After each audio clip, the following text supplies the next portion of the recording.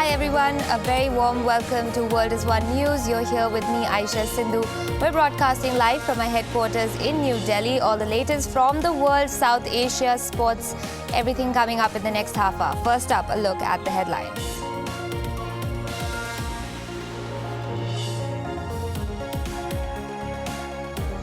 Attack on American university in Kabul leaves 1 dead, 18 injured.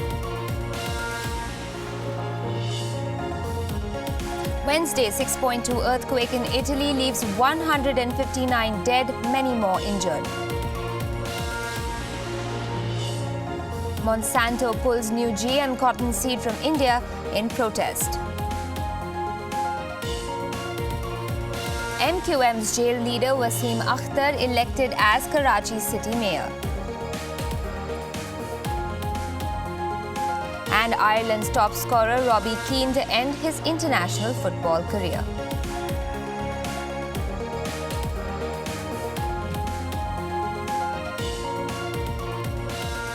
Agro-chemical giant Monsanto has withdrawn an application seeking approval for its next generation of genetically modified cotton seeds in India.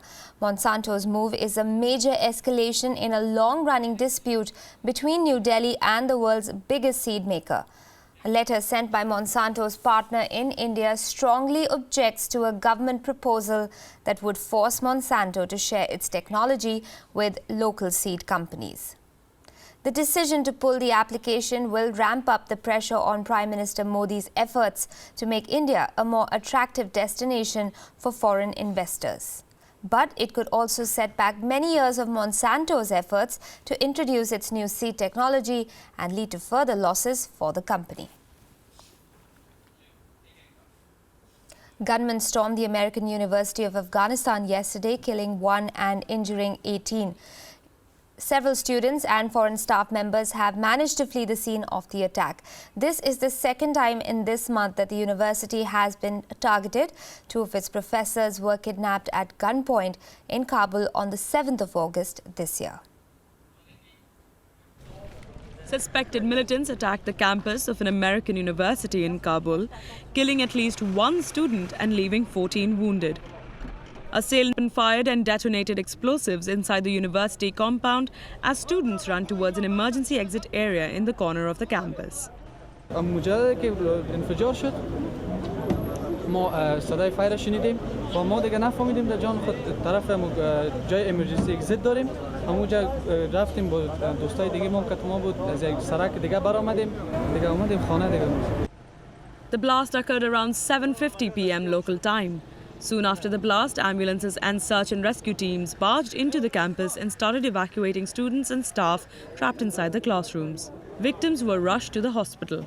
From tonight's incident, we received total 9 patients until now, 8 of them males adult and 1 adult female.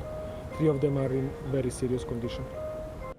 The United States has shown deep concern about the attack, adding that it is closely monitoring the situation in Kabul. I think anytime we see innocent civilians, whether they're Americans or Afghans or other innocent people of any nationality in an international city like Kabul, in harm's way, we're of course deeply concerned about that. And the security situation inside of Afghanistan is still one that is concerning. So it certainly is something that we're monitoring closely. It is the second time this month that this university has been targeted. 2 of its professors were kidnapped at gunpoint in Kabul on August 7th this year. Their whereabouts remain unknown. No group has claimed responsibility for the attack so far. The Taliban insurgents have been fighting to overthrow the Kabul government for the last 15 years and regard foreign civilians as legitimate targets. Bureau Report, WION. The leader of Pakistan's m.q.m party, Waseem Akhtar, has won Karachi's mayor elections while still behind bars.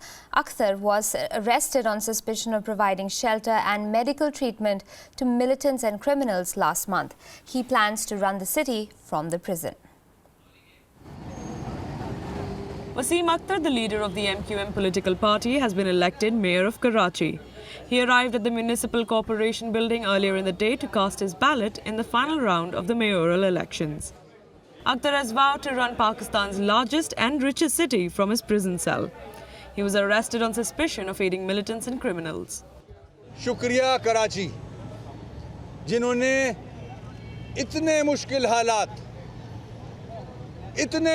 हालात के पाकिस्तान में ऐसा इंतखाब ये तारीख में लिखा जाएगा कि ऐसा इंतखाब पाकिस्तान में माजी में कभी नहीं हुआ। m.q.m has dominated the politics and commerce in Karachi for decades, but in the last few years, security forces have arrested scores of m.q.m members, accusing them of torture, murder and racketeering. Pakistani law allows politicians to govern from police custody, but it is not clear how Akhtar will run the city from his prison cell. The courts are not expected to release him before he takes his oath, a ceremony likely to be held on August 30th. Bureau Report, WION.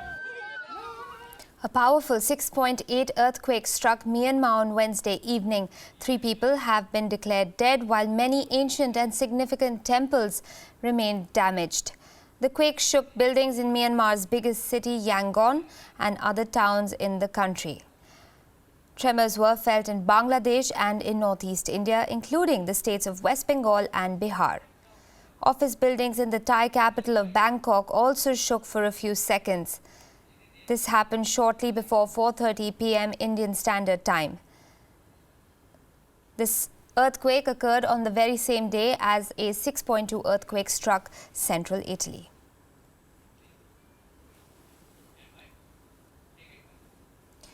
In other news, amid the conflict in Yemen, the Saudi-backed exiled government has decided that the central bank is an easier target than the capital, announcing steps to cut off the bank from the outside world. The central bank has warned the move would create further divisions in the country.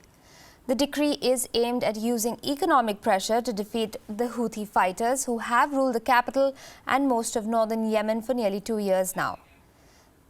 This means the Houthis may struggle to pay state employees, including teachers, doctors and soldiers. Diplomats, economic experts and employees of the central bank itself say the move risks destroying the lifeline for millions of impoverished Yemenis.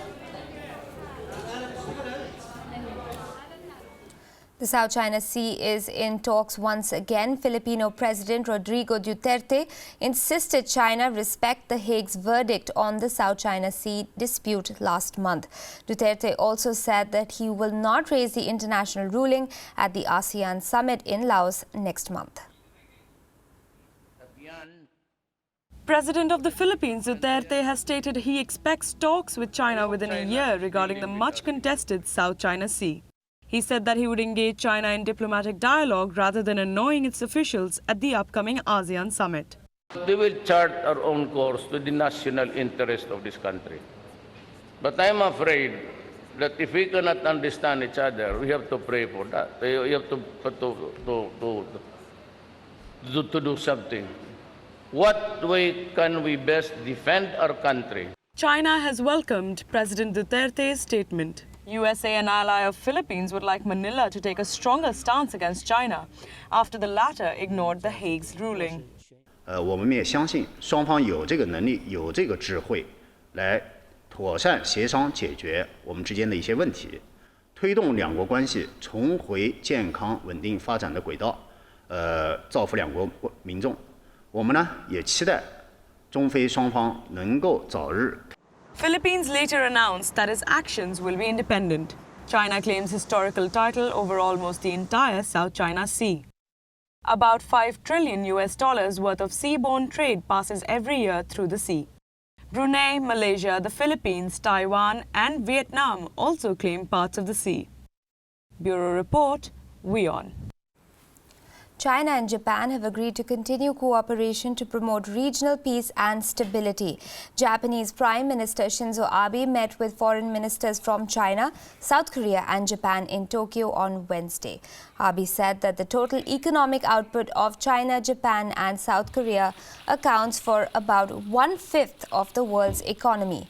He added that it is a crucial point that the 3 neighboring countries continue cooperation in order to promote regional peace and stability. Japan, on the other hand, is working with Beijing to strengthen trust and control differences between the 2 countries.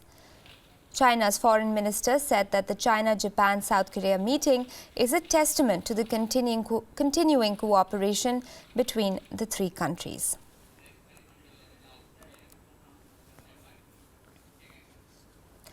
The U.S. State Department has strongly criticized North Korea's latest submarine-launched ballistic missile test. The U.S. has also called upon the South to refrain from retaliatory action that may raise tensions in the region. State Department spokeswoman Elizabeth Trudeau said the U.S. is committed to protecting its allies in the region from North Korea's threats. She went on to say that the launch violated UN Security Council's resolutions which bar all such activity. North Korean leader Kim Jong-un declared the submarine launch of the ballistic missile a great success.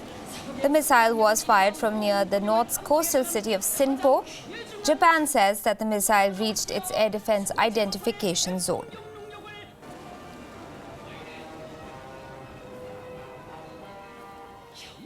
The United States strongly condemns North Korea's latest submarine-launched ballistic missile launch. We call on the DPRK to refrain from actions and rhetoric that further raise tensions in the region and focus instead on taking concrete steps towards fulfilling its commitments and international obligations. The U.S. commitment to the defense of our allies, including the Republic of Korea and Japan, in the face of these threats remains ironclad. We're going to take a quick break right now. More news and updates on the other side of this break. Don't go anywhere.